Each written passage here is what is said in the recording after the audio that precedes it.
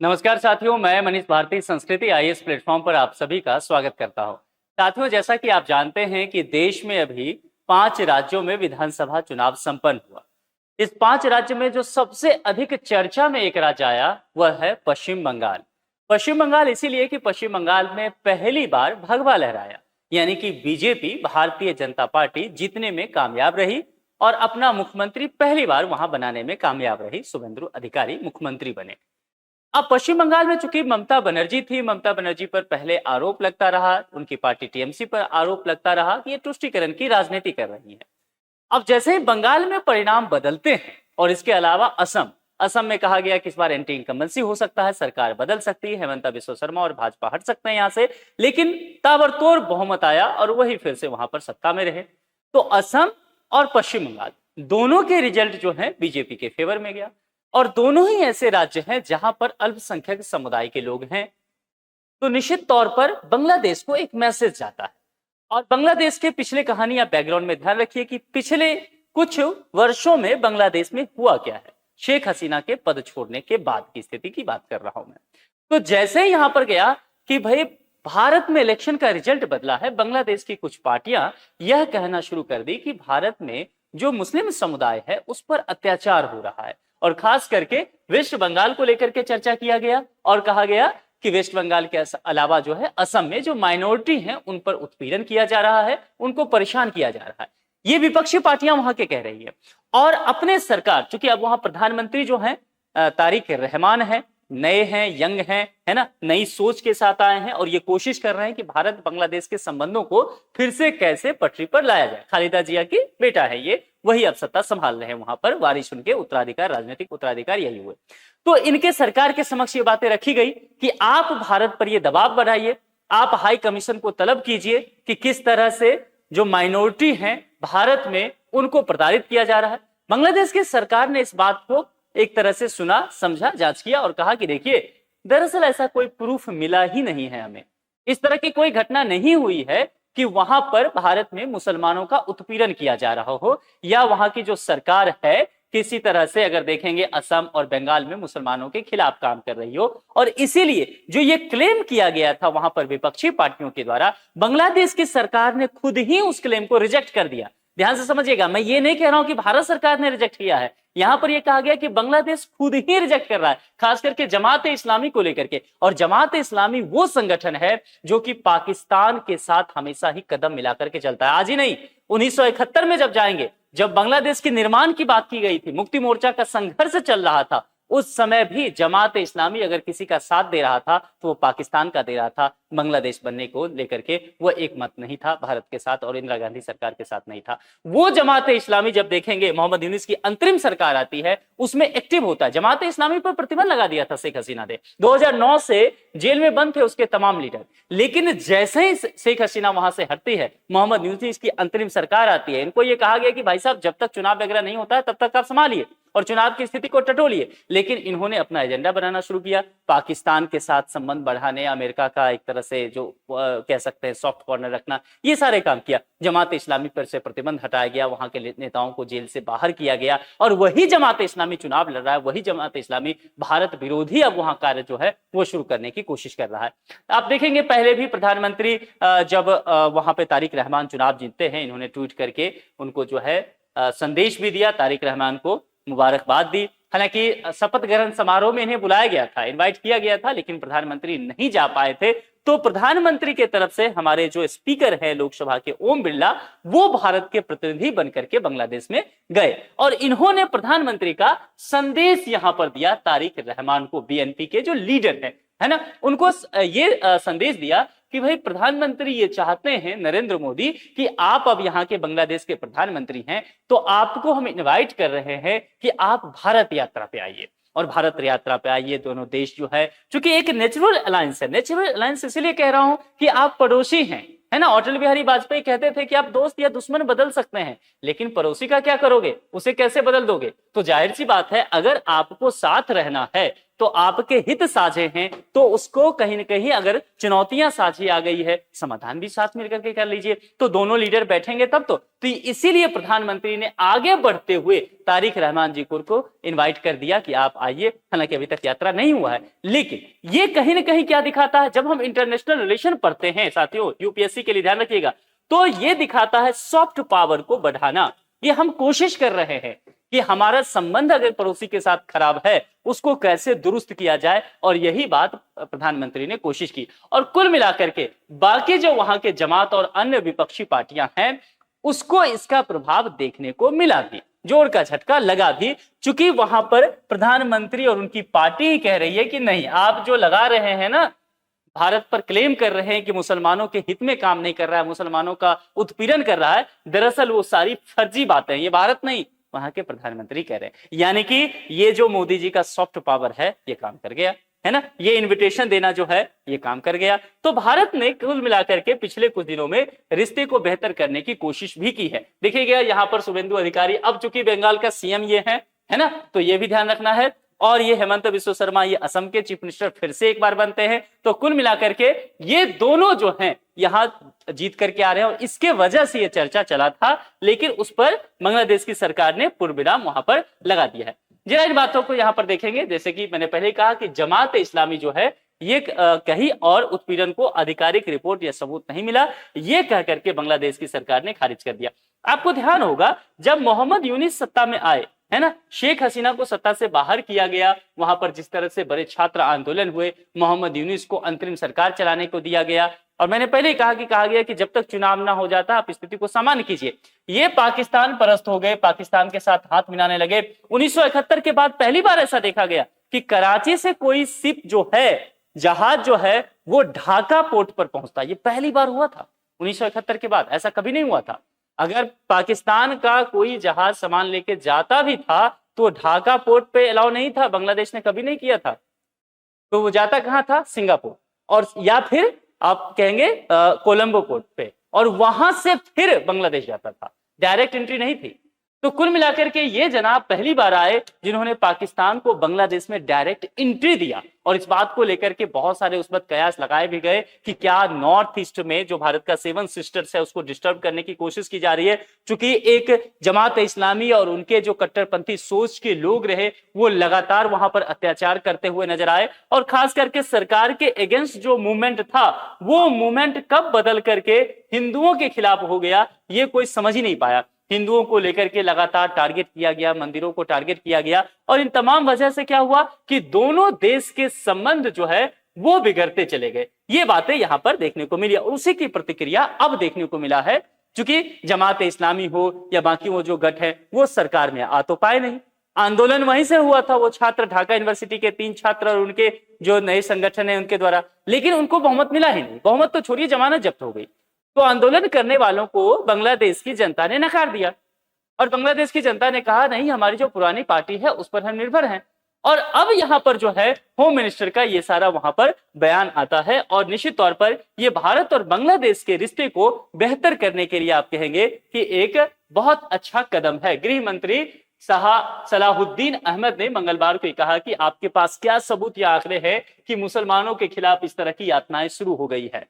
ठीक है, ये बात जो विपक्षी पार्टी जमात की इस्लामी कह रही है उसको इन्होंने खुद ही इस बात को लेकर के जवाब देना शुरू किया है। ठीक है, जो यहां पर देखेंगे बांग्लादेश वगैरह के ढाका में, देखें बांग्लादेश की अखबार में पब्लिश होना शुरू हो गया है कि कोई प्रूफ इस तरह का नहीं मिला है, यह सरकार खुद अपने स्तर पर ही खारिज कर रही है। तो विपक्षी दलों की जो मांग रही खास करके जमात वगैरह का, और इनके इशारों पर जो सब काम हुआ था, ये एजेंट बन के आए थे, ये सारे चीजें जो है एक तरह से देखेंगे धरा का धरा रह गया, और भारत बांग्लादेश के जो संबंध है एक लेवल आते हुए नजर आते हुए दिख रहे। अच्छा, जमात इस्लामी के विषय में समझिए, 26 अगस्त 1941 क्या है, लाहौर, ये लाहौर की जब चर्चा करेंगे तो उस वक्त पाकिस्तान नहीं बना था, देश का विभाजन नहीं हुआ था। तो ब्रिटिश इंडिया की हम चर्चा कर रहे हैं, उसमें सैयद अब्दुल अला मोदी द्वारा स्थापित एक इस्लामी आंदोलन था। ठीक है, इस्लाम को एक संपूर्ण जीवन प्रणाली और आज के समय की जरूरत की जो राजनीतिक व्यवस्था है इससे कैसे जोड़ा जा सके, इस लक्ष्य के साथ जमात इस्लामी का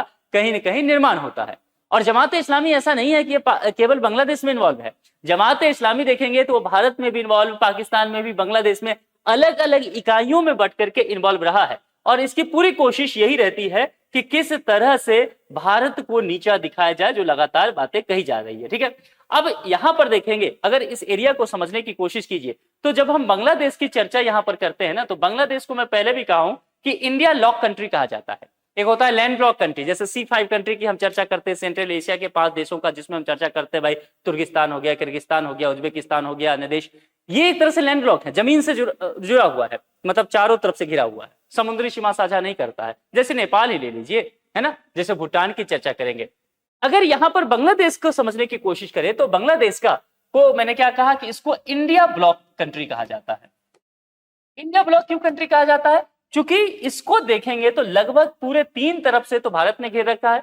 तो इसका अगर एरिया देखा जाए साथियों, तो बांग्लादेश का 94% हिस्सा किससे घिरा हुआ है बताएंगे? भारत से। तो अगर 94% हिस्सा घिरा हुआ है, तब लगभग कह सकते हैं भारत से घिरा हुआ ये देश है।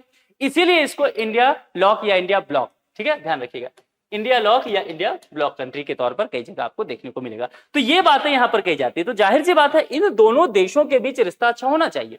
तकरीबन 4000 से ज्यादा किलोमीटर का सीमा साझा कर रहे हैं ये, तो जाहिर सी बात है उसमें बंगाल का सीमा सबसे ज्यादा साझा हो रहा है और फिर असम का भी हो रहा है, नॉर्थ ईस्ट के स्टेट कुछ पड़ जाते हैं। तो जाहिर सी बात है इस एरिया में भारत में पॉलिटिकल सिनेरियो कुछ भी चेंज होगा तो उसका बांग्लादेश पर असर पड़ना तय ही है। बीएनपी की अगर बात करेंगे, जो सत्तारूढ़ पार्टी है, खालिदा जिया जब इसकी अध्यक्षा हुआ करती थी, शेख हसीना के साथ इनका काफी टकराव होता था, लेकिन खालिदा जिया का देहांत हो गया पिछले साल, अब वो नहीं रही, उनके बेटे जो हैं वो उत्तराधिकार संभालते हैं और वही अब सत्ता वहां पर चला रहे हैं। तो कुल मिलाकर के अगर देखेंगे तो वैसे बांग्लादेश नेशनलिस्ट पार्टी का भी इतिहास भारत के साथ बहुत अच्छा नहीं रहा है।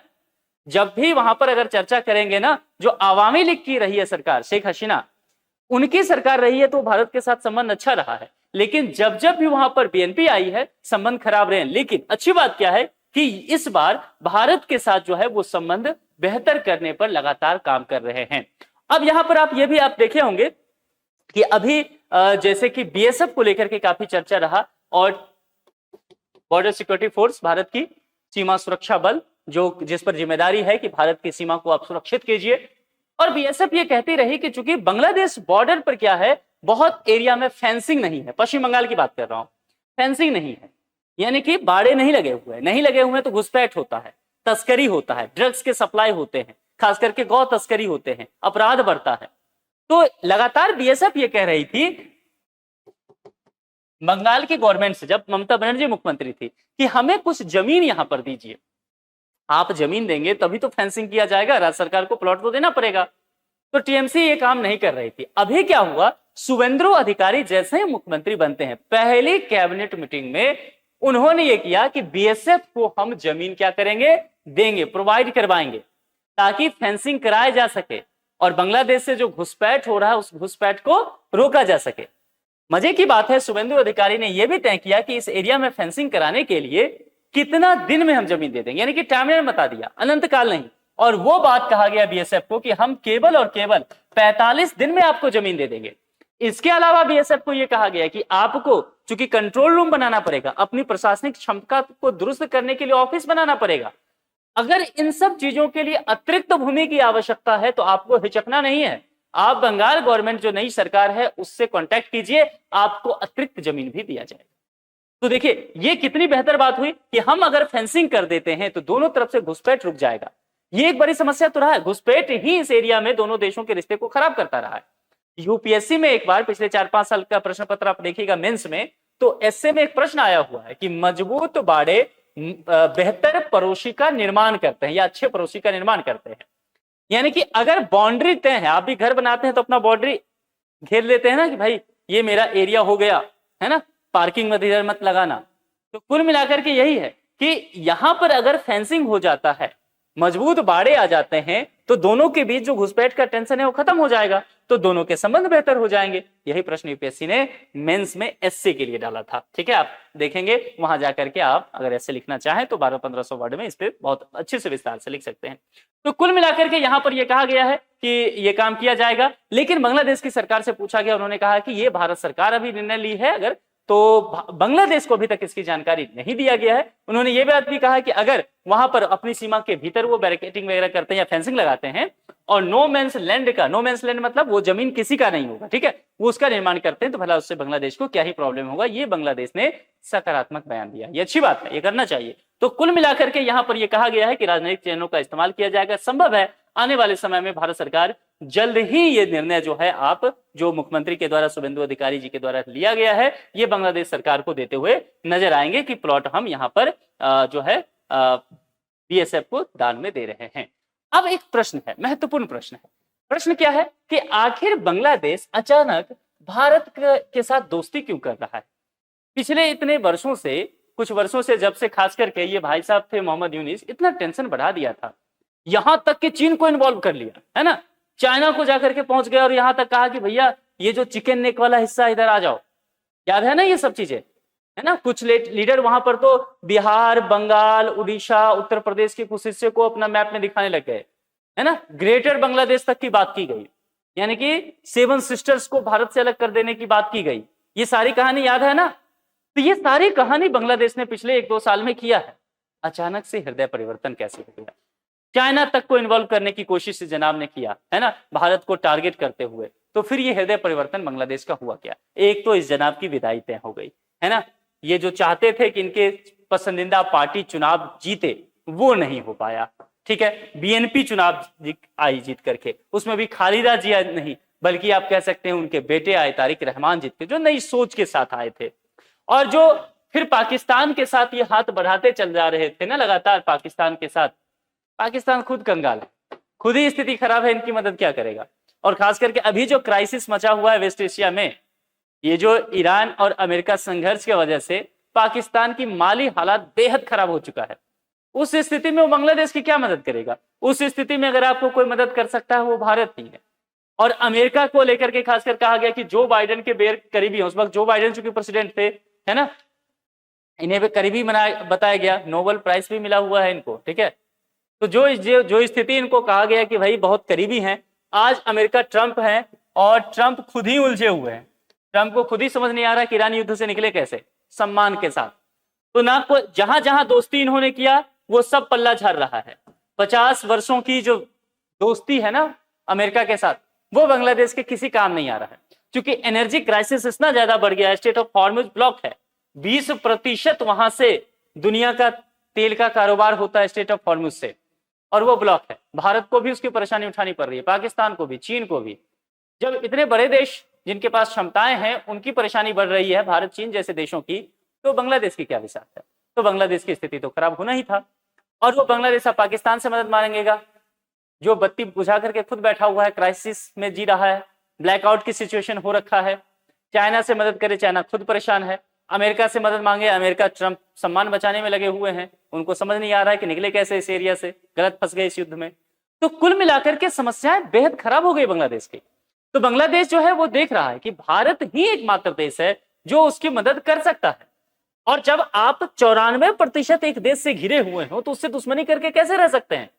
आप इंडिया लॉक कंट्री हैं, तो आपको भारत के साथ संबंध बना के रखना ही पड़ेगा। ये बात शायद जमात इस्लामी या मोहम्मद यूनुस को समझ में नहीं आ रहा था, लेकिन ये बात अच्छे से समझ में आ गया है नए प्रधानमंत्री तारिक रहमान को। और इसीलिए शुरुआत से ही भारत के साथ वो संबंध बेहतर करने को लेकर के जोर दे रहे हैं। इसलिए अपने ही देश के नेताओं के बयान को उन्होंने खारिज कर दिया है और कहा है भारत सरकार से हम इस बात को लेकर के बात भी नहीं करेंगे कि आप मुसलमानों पर अत्याचार कर रहे हैं, चूंकि ऐसा कोई प्रूफ मिला ही नहीं है हमें।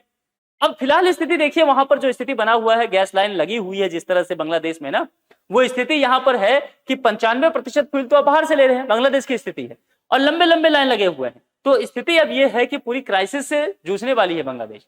इसके अलावा अगर यहां पर देखेंगे, इंडिया के साथ एक बहुत अच्छा समझौता हुआ है पिछले दिनों बांग्लादेश को लेकर के, जिसमें अगर देखेंगे ये जानकारी दिया गया है, जिसमें कहा गया India supplies 5,000 metric tons of diesel to Bangladesh through friendship pipeline.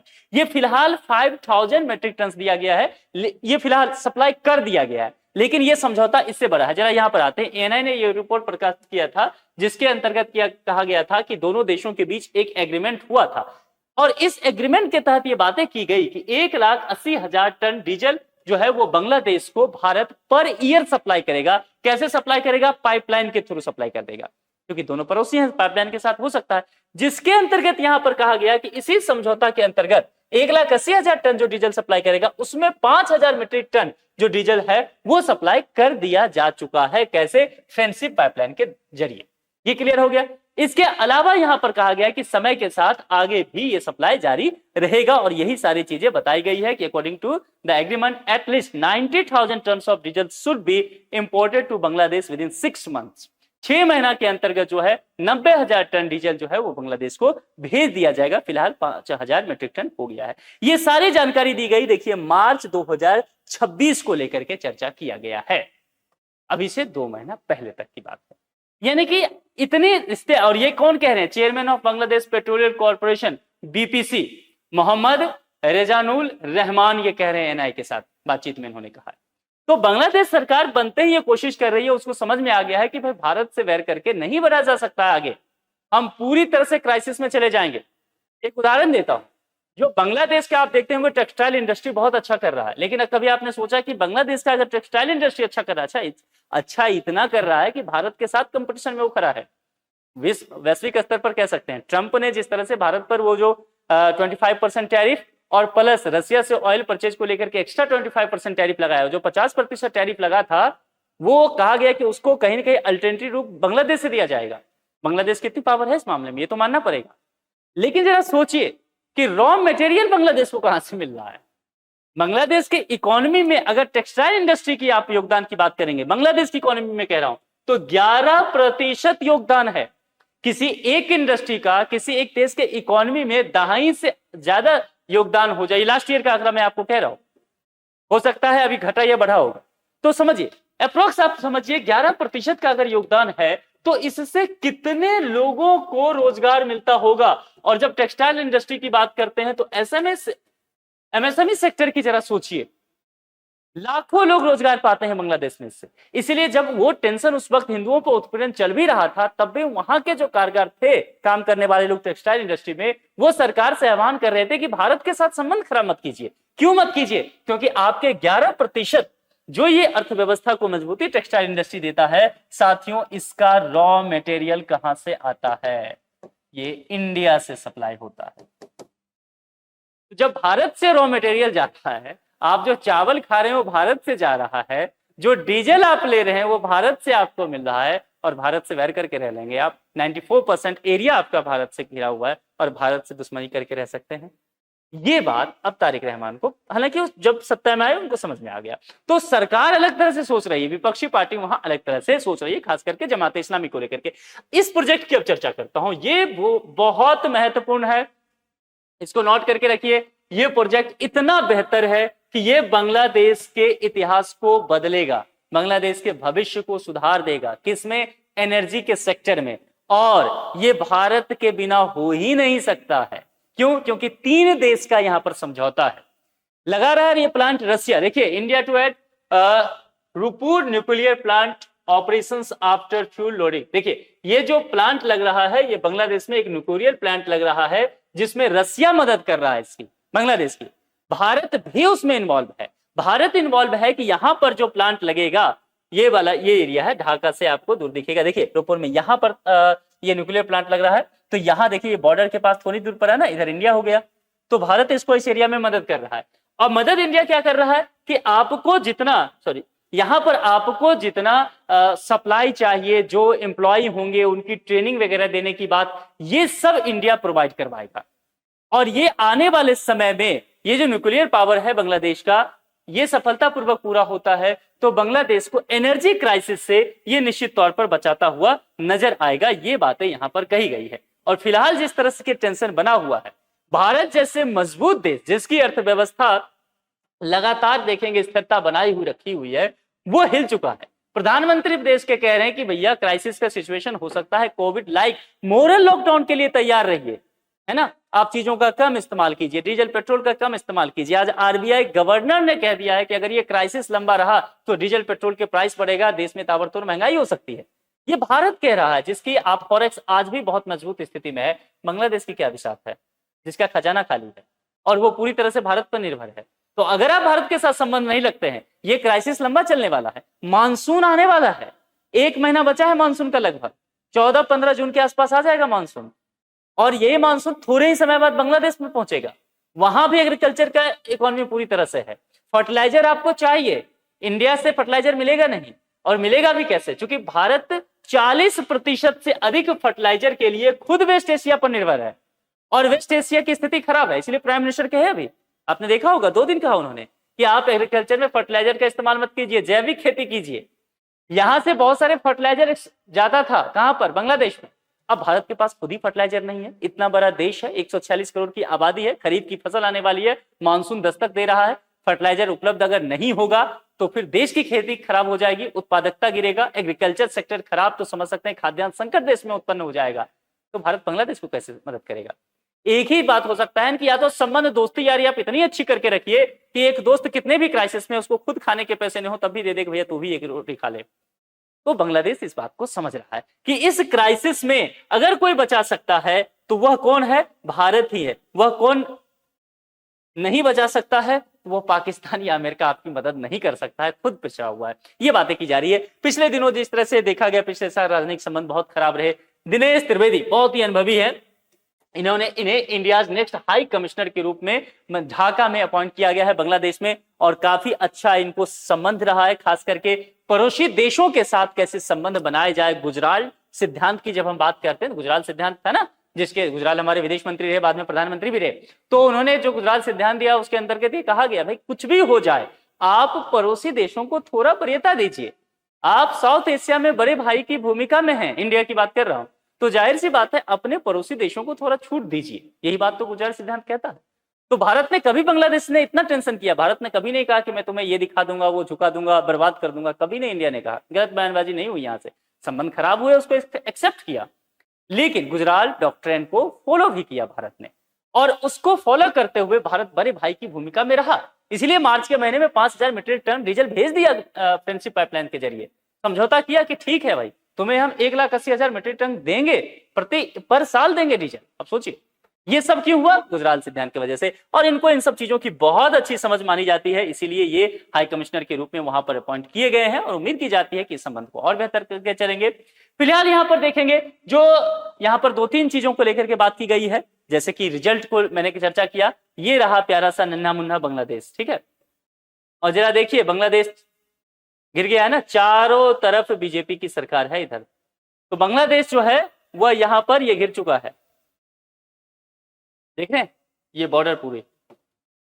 तो इसीलिए अब इसको समझना पड़ेगा कि केंद्र में जिस पार्टी की सरकार है बीजेपी, उसी पार्टी की सरकार अब चारों तरफ है। खास करके पश्चिम बंगाल जो एक बड़ा एरिया बच जाता था, जिसके साथ सबसे ज्यादा सीमा साझा करता है, 4000 से अधिक किलोमीटर सीमा साझा करता है बांग्लादेश, जिसमें से तकरीबन 2000 से अधिक जो है वो केवल पश्चिम बंगाल के साथ साझा करता है, और उस पश्चिम बंगाल में ताबड़तोड़ बहुमत अभी बीजेपी को मिला है, तो आप उससे वैर करके आगे नहीं बढ़ सकते।